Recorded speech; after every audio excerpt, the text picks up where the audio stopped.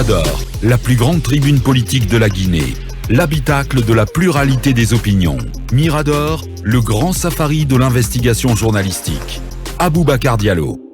Emmanuel Minimbono, on s'intéresse à Ali Sadi et Ibrahim Taher. Oui, après les révélations du département du Trésor américain le week-end dernier, qui nommait en tout cas ces deux hommes, M. Ali Sadi et M. Ibrahim Taher, de faire partie du réseau de financement du Hezbollah, qui est considéré par les États-Unis, il faut le préciser, considéré par les États-Unis comme un mouvement terroriste.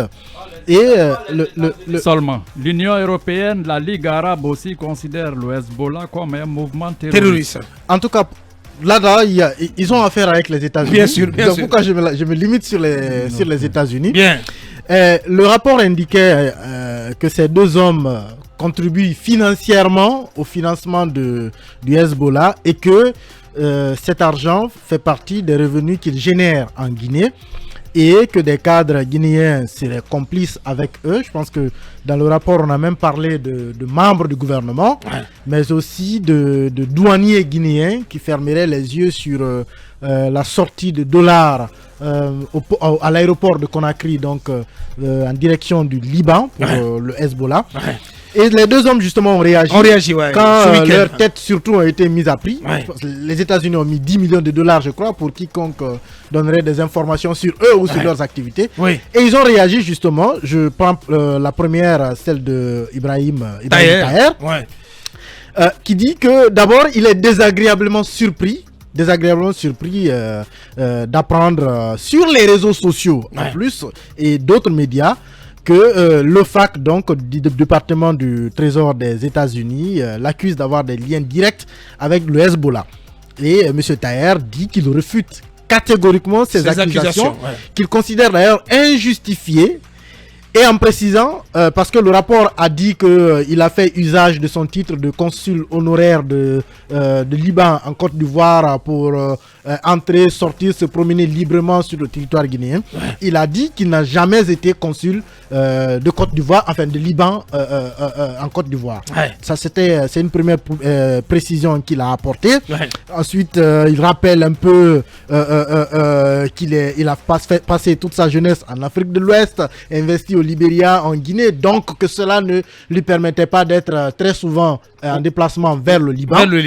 Et l'autre point sur lequel également il fonde sa défense, c'est qu'il dit qu'il n'a jamais utilisé un quelconque moyen illégal pour transférer des fonds de la Guinée vers l'étranger, qu'il n'a jamais eu de lien avec un quelconque douanier guinéen.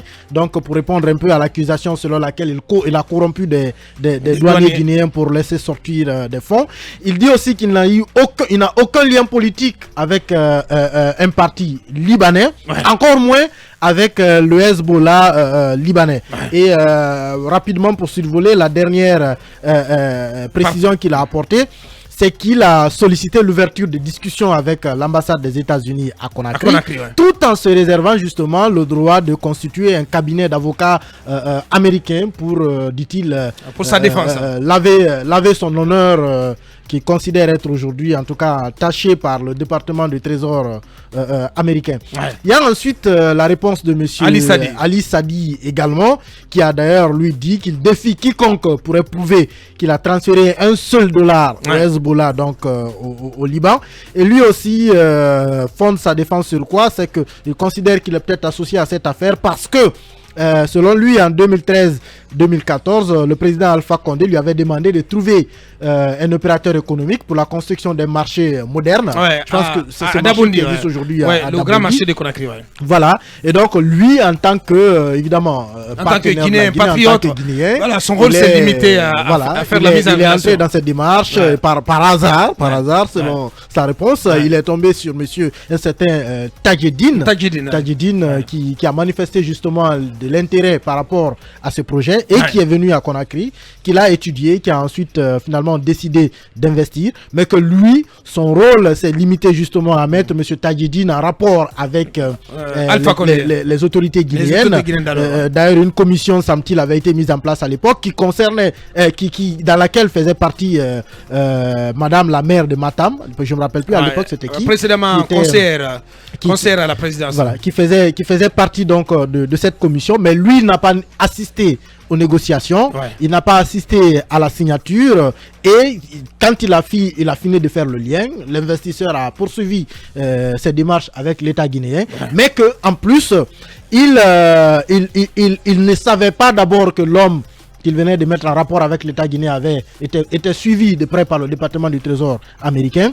Peut-être, d'ailleurs, je pense, un point quelque part où il a précisé que c'est après lui, ce travail de contact, que l'homme en question, le Tadjidine en question, a été ensuite déclaré comme étant un des financiers du Hezbollah.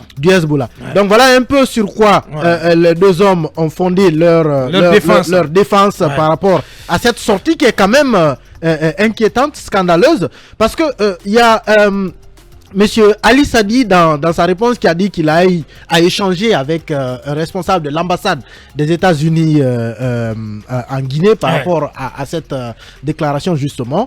Et moi ça m'amène à me poser des questions parce que les États-Unis ont quand même mis la tête de Monsieur Ali Sadi à prix, mais ils échangent avec lui au téléphone. Donc quelque part les deux parties se cherchent. Donc, mais sont en contact. Ils sont en contact, ils se cherchent, ils se cognent l'un contre l'autre. C'est-à-dire que l'ambassade des États-Unis parle avec M. Sadi, donc on suppose qu'elle sait où il est. C'est ce que je comprends pas, mais comment on met la tête ou les têtes de ces deux à prix? Allez-y. Ce n'est pas sa tête qui est mise à prix, c'est des informations sur lui. Attention, parce que même le département, même OFAC précise qu'elle ne dispose que des informations préliminaires.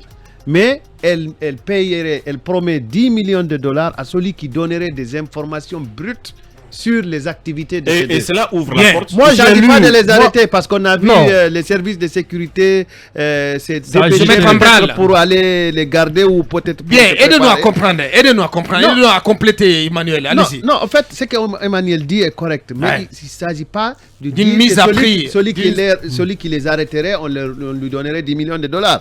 Celui qui donnerait des informations bancaires qui démontrent beaucoup plus leur lien avec Tadjidine, les États-Unis lui promettent 10 millions de dollars. Voilà qui est bien dit. Voilà. Donc, ça veut dire que certains vont abandonner le journalisme bientôt.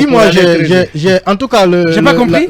Certains vont abandonner le journalisme bientôt pour aller creuser. C'est de l'or, non? C'est plus que Consitel. J'ai quand même ici le document en question qui parle de récompense de 10 millions de dollars. Au second paragraphe, on dit si vous avez des informations sur eux.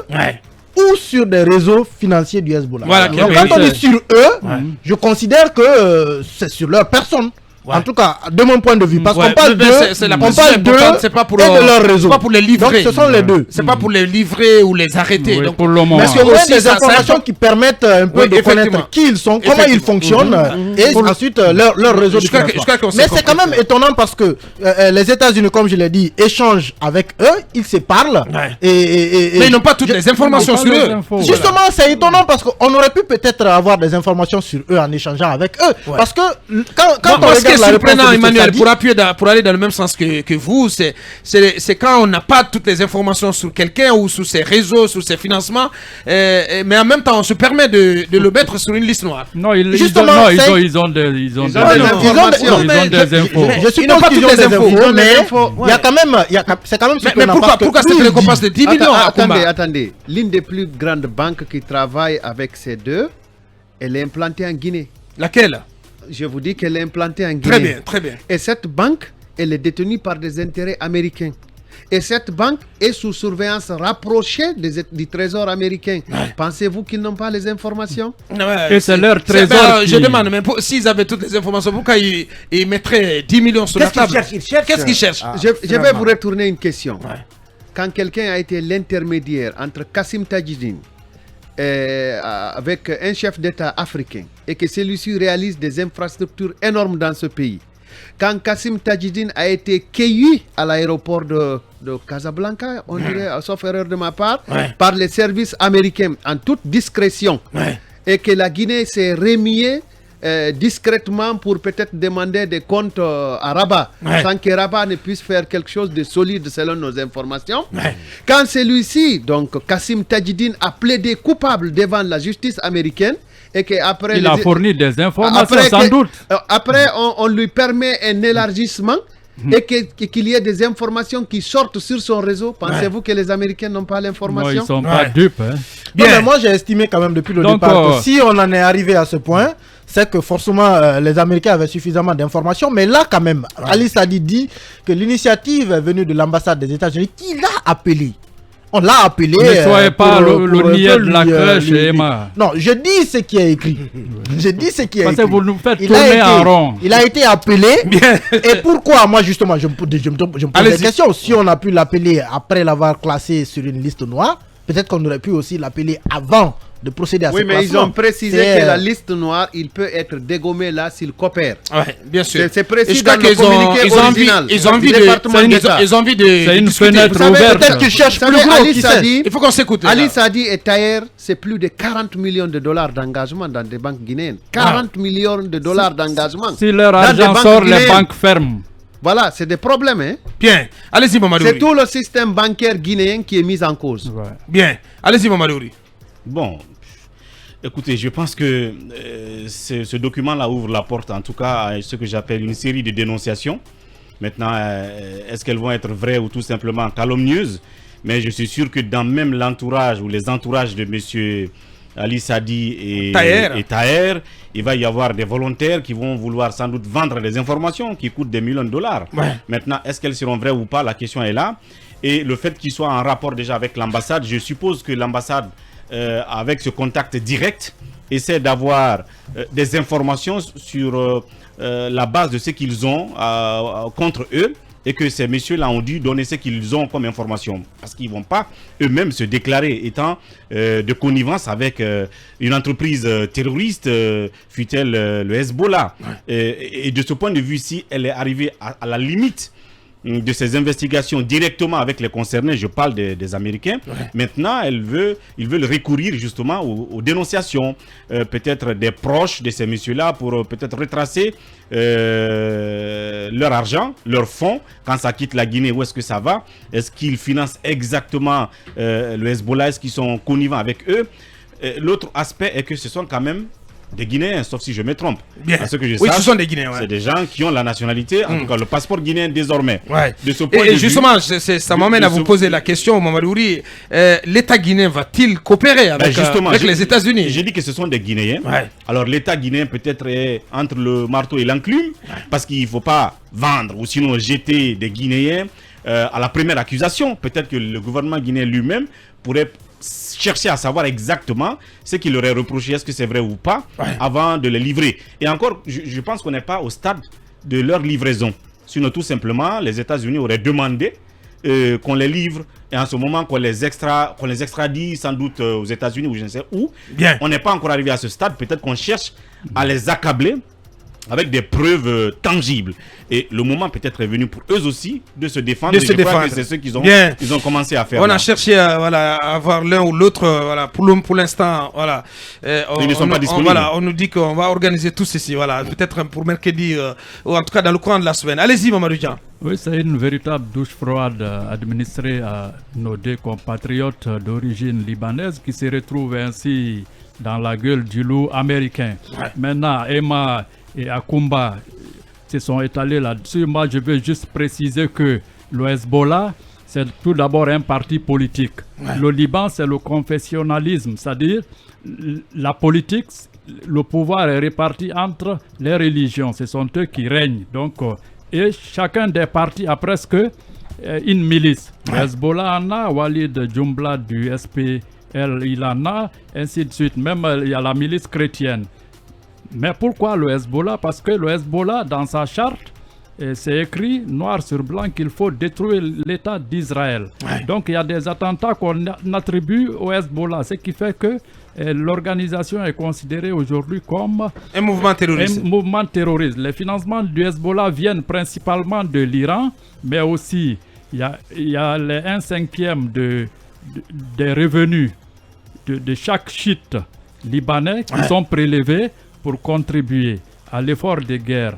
La diaspora, il y a aussi le trafic de drogue, très actif dans la sous-région ouest africaine, aussi en Amérique du Sud. Donc c'est ce qui fait que le Hezbollah est diabolisé par les Occidentaux, l'Union européenne, même la Ligue arabe qui compte 6 pays comme le Koweït, l'Arabie saoudite, Oman et autres considèrent ces mouvements comme un mouvement terroriste. Talibé, donc la question de savoir quelle devrait être l'attitude de l'État guinéen dans cette affaire. Oui, la question, elle est importante, d'autant que on parle justement de Taïdine, c'est ça, Taïdine, donc qui a été en contact, en relation avec Ali Sadi, avec le régime, le régime guinéen. Oui, effectivement. Ali Sadi a fait une mise en relation entre donc cet homme et le régime guinéen, et parce qu'il a parlé du président Alpha Condé, et finalement ce monsieur a réalisé ce centre. Donc ça veut dire, dès lors que ce monsieur a été arrêté, jugé, et il a plaidé coupable, quelle information il a qui montre que sa collaboration ou ses relations avec Ali Sadi ne se limite pas à une simple mise en relation et puis plus rien entre eux. Ça veut dire que puisque les États-Unis ont mis main sur ce monsieur, les États-Unis peuvent avoir des informations pour le moment dont ils n'ont pas suffisamment, en tout cas, ils n'ont pas réuni suffisamment de preuves pour accréditer ces informations et aller plus loin que un simple placement sur une liste noire. Est-ce que la prochaine étape, à travers cette cette mise à prix en faveur de tout informateur qui donnerait donc des éléments suffisamment à charge contre Ali Sadi, est-ce que finalement la prochaine étape, si M. Sadi ne montre pas patte blanche, pourrait être justement une sorte de mise à prix finalement de la tête des deux hommes, parce que ce n'est pas à exclure. Et comme Akoumba l'a dit, ce sont des messieurs qui ont beaucoup d'argent dans les banques ici. Est-ce que cela pourrait avoir des impacts sûrement sur le système économique et financier, le système bancaire dans ce pays? Ce sont des gens qui ont c'est des employeurs, ils ont beaucoup d'employés dans les sociétés de pêche, mais aussi on a ici dans l'industrie du plastique, l'industrie et tout cela. Donc il faut aujourd'hui que, à mon avis, l'État guinéen coopère en ne couvrant personne, parce que si il y a des opérations de blanchiment d'argent, l'État guinéen lui-même est engagé à fond contre la corruption, dans la lutte contre le terrorisme et le blanchiment d'argent. Bien. Donc de l'argent généré en Guinée doit normalement être réinvesti en Guinée et non servir à alimenter des réseaux terroristes. Akoumba, pour en terminer. Je peux vous promettre que la liste n'est pas terminée. Peut-être que vous serez surpris davantage dans les prochains jours ou les prochains mois. Ça dépend, parce que les Américains sont très lents en matière d'enquête. Tout à fait. Vous savez pourquoi il y a des promesses de ce type? C'est parce que ce sont des transactions généralement qui ne se passent pas par le système bancaire. C'est-à-dire que les gens se déplacent avec l'argent, l'espèce. Et puisque c'est des gens qui ont la possibilité de circuler par des jets privés, il y a les valises diplomatiques. C'est pour ça qu'on accuse même la douane guinéenne, pour dire que la douane a accepté que des cargaisons de dollars sortent à travers des faux titres ou des titres préétablis. Et en réalité, c'est pour ça qu'on offre une prime à celui qui donnerait l'information, par exemple, j'imagine, je l'imagine, parce que c'est pas écrit sur le document. J'ai pas lu toute la grosse. Celui qui donnerait l'avion qui est sorti avec les cargaisons. 2, l'équipe de douane du jour. 3, celui qui opérait le scanner. 4, celui qui a été le dernier à donner ordre que l'avion décolle sans qu'il n'y ait saisine de ces devises-là. Parce que les Américains surveillent les billets de dollars. Chaque billet qui manque, l'Amérique le recherche pour savoir dans quelle banque ce billet se trouve, dans quelle poche ce billet se trouve. Et à quelle fin a été utilisé. C'est en Guinée où on s'amuse avec des millions ou des milliers de dollars. Ça fait quand même... Alors, une fois encore, j'insiste là-dessus. À partir du moment où l'accusé principal a été arrêté en provenance de la Guinée, parce qu'il quittait Conakry. Ouais. Il ne savait pas qu'il est suivi, arrivé à Casa, ils l'ont épinglé là, Ouais. ils l'ont embarqué. Vous savez, les Américains, ils font ce qu'ils veulent. Hein, Dans le ils monde font ce entier. qu'ils veulent dans le monde entier. Alors, ils l'ont envoyé. Sauf en Ukraine, hein. Quand ça arrivera, on verra. Bien. On verra. En Ukraine. L'Ukraine, c'est l'arme nucléaire qui Oui. pose problème, mais on Bien. verra ce qui suivra. Bien. Alors, Oui, tu m'as vas-y. déstabilisé. Bien. Alors, je termine rapidement. Oui.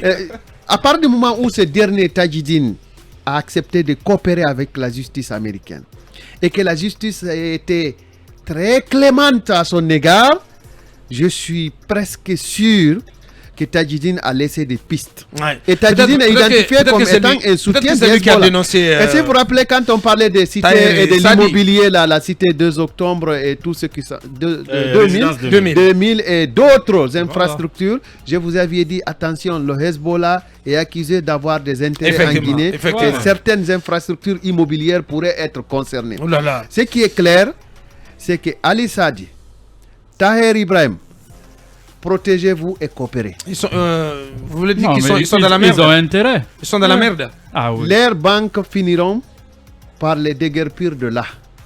Et s'ils doivent beaucoup à leurs banques, peut-être que ces banques seront dans des difficultés et elles iront en faillite. Qui perdra? Ce sont les déposants guinéens. Oh là là. Voilà, tout est méli-mélo. On attaque voilà, le dernier chaînon de cette émission.